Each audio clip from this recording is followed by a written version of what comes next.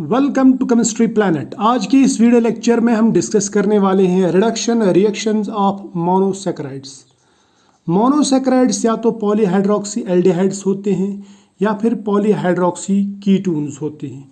यानी इनमें या तो हाइड्रोक्सी ग्रुप्स के साथ में बहुत सारे हाइड्रोक्सी ग्रुप्स के साथ में एक एल्डिहाइड ग्रुप रहेगा या फिर एक कीटो ग्रुप रहेगा। अब पॉलीहाइड्रोक्सी एल्डिहाइड हो या पॉलीहाइड्रोक्सी कीटोन हो, है तो इसमें कार्बोनिल ग्रुप ही यानी C डबल बॉन्ड O, और कार्बोनिल ग्रुप यानी एल्डिहाइड या कीटो ग्रुप जब भी रिड्यूस होता है कैटालिटिक रिडक्शन में या सोडियम बोरोहाइड्राइड की मदद से, तो वो अल्कोहल में कन्वर्ट हो जाता है। यानी यहाँ पे एक H जुड़ जाता है, यहाँ पे एक H जुड़ जाता है, तो ये बन जाता है from carbonyl to alcoholic group, यानी हाइड्रोक्सी ग्रुप यहाँ पे आ जाता है। तो इसका मतलब ये हुआ कि अगर हम मोनोसैकेराइड्स को रिड्यूस करेंगे इन रिएजेंट से, या तो सोडियम बोरोहाइड्राइड से या फिर कैटालिटिक रिडक्शन से, तो ये मोनोसैकेराइड कन्वर्ट हो जाएगा पॉलीऑल में।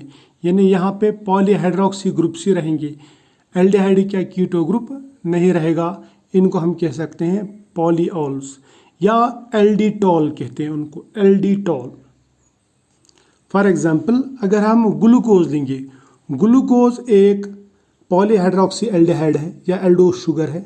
इसका रिडक्शन अगर हम कैटालिटिक रिडक्शन से करेंगे तो यहाँ पे ये C डबल बॉन्ड जो O जो है ये कन्वर्ट हो जाएगा, यहाँ पे H यहाँ पे OH, ये कन्वर्ट हो जाएगा CH2OH यानी अल्कोहलिक ग्रुप में।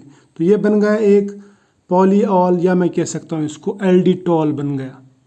इसी तरह से अगर हम इसको सोडियम बोरोहाइड्राइड से ट्रीट करेंगे, उसके बाद में वर्कअप में एसिडिक वाटर से हम करेंगे वर्कअप, तो हमें ये मिल जाएगा एक एल्डिटॉल। और इस एल्डिटॉल को हम कहते हैं, इस कॉन्फ़िगरेशन के एल्डिटॉल जो इस ग्लूकोज से बना है, इसको हम कहते हैं ग्लिसिटॉल या हम इसको कहते हैं सॉर्बिटॉल।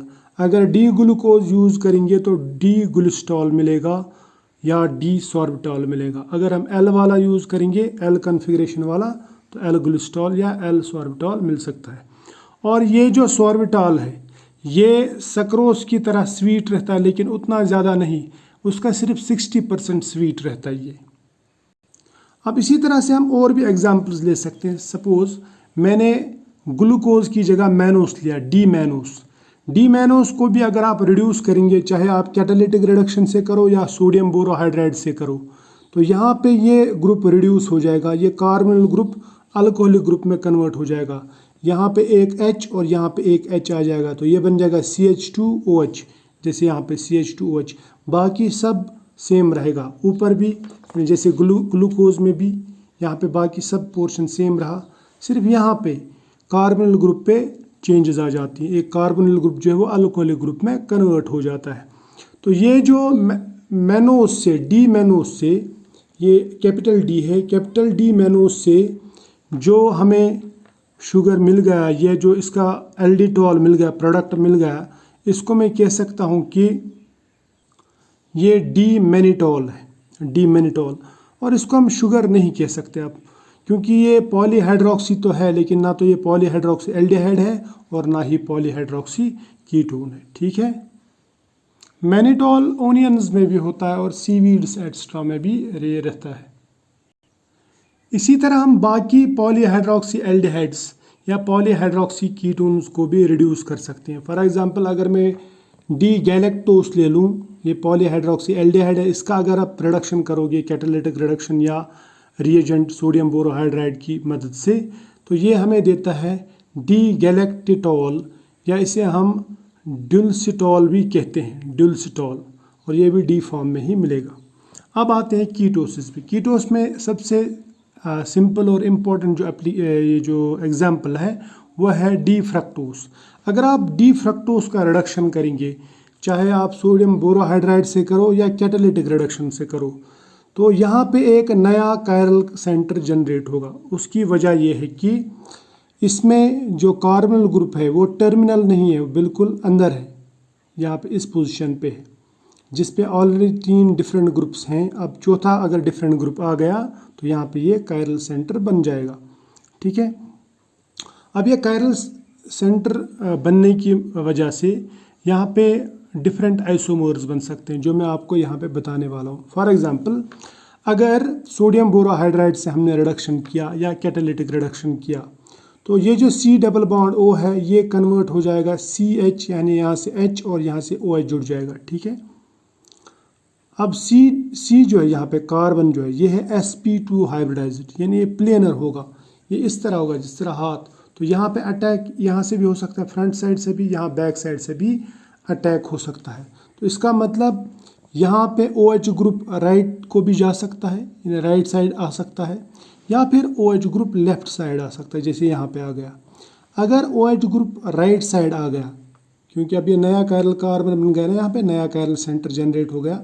अगर OH राइट साइड को गया तो ये जो मॉलिक्यूल बनेगा it is called D sorbitol, ये सॉर्बिटॉल बन जाएगा। लेकिन अगर यही OH ग्रुप यहाँ पे OH ग्रुप अगर लेफ्ट साइड में गया तो यहाँ पे बन जाएगा नया एक कंपाउंड जिसे हम कहते हैं डी मैनिटॉल, यानी ये वाला। तो दो प्रोडक्ट्स के चांसेस हैं, यानी यहाँ पे डी मैनिटॉल भी बन सकता है, डी सॉर्बिटॉल भी बन सकता है। एक ही रिडक्शन में दो प्रोडक्ट्स बन सकते हैं। तो यहाँ पे एक मिक्सचर ऑफ प्रोडक्ट्स हमें मिल जाता है, एक में OH on new chiral carbon towards right, दूसरे में OH टुवर्ड्स लेफ्ट, ये जो नया कायरल कार्बन बन गया। ठीक है, तो ये है फ्रक्टोज का रिडक्शन। ये जो हमने रिडक्शन किया ये माइल्ड टाइप रिडक्शन है, इसमें या तो हम सोडियम बोरोहाइड्राइड या कैटालिटिक रिडक्शन करते हैं। लेकिन अगर हम एक स्ट्रॉन्ग रिड्यूसिंग एजेंट लगाएंगे, फॉर एग्जांपल आप चाहे ग्लूकोज ले लो, मैनोस ले लो या फ्रक्टोस ले लो, यानी आप चाहे कोई एल्डोस शुगर ले लो या कीटोस शुगर ले लो, आप अगर उन शुगर्स में, उन मोनोसेक्राइड्स में कंसनट्रेटेड HI का ट्रीटमेंट देते हैं in presence of red phosphorus, ये रेड P लिखूंगा मैं यहाँ पे, रेड फॉस्फोरस, और एट टेम्परेचर 373 केल्विन यानी 100 डिग्री सेल्सियस पे।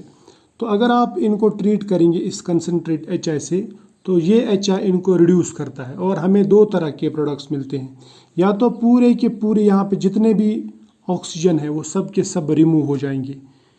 रिडक्शन का मतलब ही रहता है एडिशन ऑफ हाइड्रोजन या रिमूवल ऑफ ऑक्सीजन। तो ऑक्सीजन रिमूव होके हाइड्रोजन ऐड हो जाएंगे तो यहाँ पे एन हेक्सेन बनेगा। या फिर ऐसा होता है कि एक प्रोडक्ट ऐसा भी बनता है कि इसमें सभी ऑक्सीजन रिमूव तो होते हैं लेकिन ये पोजीशन नंबर 2 पे एक आयोडीन जुड़ जाता है, तो हमें एन हेक्सेन के साथ साथ में 2 आयोडो हेक्सेन भी प्रोडक्ट मिल जाते हैं। तो ये थी reduction reactions of monosaccharides. I hope आपको ये अच्छा लगा होगा, समझ में आया होगा। आपको मैं शॉर्टकट में बता देता हूँ लास्ट में, रिडक्शन का मतलब ही रहता है एडिशन ऑफ हाइड्रोजन या रिमूवल ऑफ ऑक्सीजन। तो ऑर्गेनिक केमिस्ट्री के लिए रिडक्शन का ये मतलब काफ़ी है, वरना आप एडिशन ऑफ इलेक्ट्रॉन को भी रिडक्शन कह सकते हैं। ठीक है, तो मिलते हैं नेक्स्ट वीडियो में, तब तक के लिए फ़िलहाल बाय।